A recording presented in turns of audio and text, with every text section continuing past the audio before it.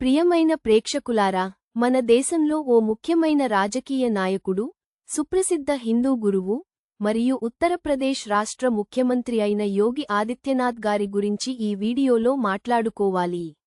ఆయన జీవితం, తత్వం, విజయాలు, మరియు నాయకత్వం గురించి వివరిస్తాం. ఈ వీడియోను చివరికి చూసి, ఆయన గ్యాండివాలిగైన మార్గం, సాధనలపై మీరు కూడా ఆలోచించవచ్చు. యోగి ఆదిత్యనాథ్ గారి జననం 1972 జూన్ 5వ తేదీన ఉత్తరాఖండ్ రాష్ట్రం పౌరి గార్వాల్ జిల్లాలోని దివ్యావతి గ్రామంలో జరిగింది. ఆయన అసలైన పేరు అజయ్ సింగ్ బిస్ట్. విద్యాభ్యాసం మీద ఆయనకు ప్రగాఢమైన ఆసక్తి ఉండడంతో హరికేష్ యూనివర్సిటీలో ఆయన చదువులు పూర్తి చేశారు. ఇతరుల కంటే భిన్నంగా, యోగి ఆదిత్యనాథ్ గారు 1990లలో బాల్యవయస్సులోనే ఆధ్యాత్మిక మార్గంలో ప్రవేశించారు. ఆయన ఆధ్యాత్మిక గురువైన ఆచార్య అరుణ్ గిరి గారి మార్గదర్శకత్వం తీసుకున్నారు. యోగి ఆదిత్యనాథ్ గారు పుణ్యక్షేత్రమైన గోరఖ్నాథ్ మఠ్కు చేరారు. అక్కడ ఆయన ఆధ్యాత్మిక అభ్యాసాన్ని కొనసాగించారు.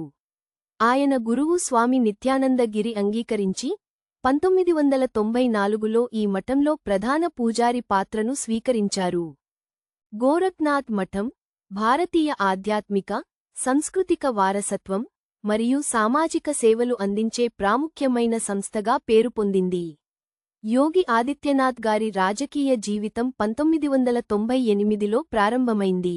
ఆయన గోరఖ్నాథ్ మఠం నుండి అంగీకారం పొందిన తరువాత 1998లో భారతీయ జనతా పార్టీ బీజేపీ తరపున గోరఖ్పూర్ నియోజకవర్గం నుండి లోక్సభలో పోటీ చేసి విజయం సాధించారు. ఆ సమయంలో ఆయన అతి చిన్న ఎంపీగా ప్రాముఖ్యత తెచ్చుకున్నారు. 2017లో యోగి ఆదిత్యనాథ్ గారు ఉత్తరప్రదేశ్ రాష్ట్ర ముఖ్యమంత్రిగా నియమితులయ్యారు. ఆయన అధికారంలోకి వచ్చి రాష్ట్ర అభివృద్ధికి చాలా చర్యలు చేపట్టారు. యోగి ఆదిత్యనాథ్ గారు ప్రధానమంత్రి నరేంద్ర మోదీతో కలిసి అటల్ సూర్య ప్రాజెక్టులు రాబోయే కాలంలో రాష్ట్ర అభివృద్ధికి మైలురాళ్లుగా నిలిచాయి.